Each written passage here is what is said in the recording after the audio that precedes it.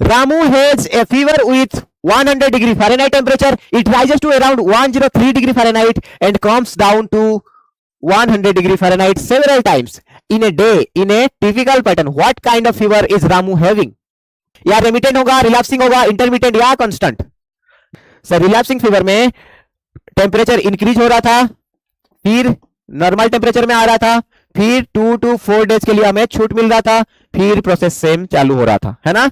ये तो था हमारा रिलैप्सिंग फीवर के बारे में। टाइप्स ऑफ फीवर है, एक होगा इंटरमिटेंट, दूसरा हो गया हमारा रिलैप्सिंग, जहां पे नॉर्मल टेम्परेचर में आ रहे हैं, उसको छोड़ के और कहीं पे कुछ नहीं है, बाकी जगह पे नॉर्मल टेम्परेचर को आ ही नहीं रहे, नॉर्मल बॉडी टेम्परेचर में आ ही नहीं रहे। समझ में आ रहा है आपको? रेमिटेंट और कांस्टेंट में क्या फर्क था? सर कांस्टेंट में कंटिन्यूअस था, इसको कंटिन्यूअस भी बोलते थे, ये लेस देन 2 डिग्री सेल्सियस था इसमें, और इसमें मोर देन 2 डिग्री सेल्सियस। यही पढ़ा था हमने अभी, अरे यही पढ़ा था ना।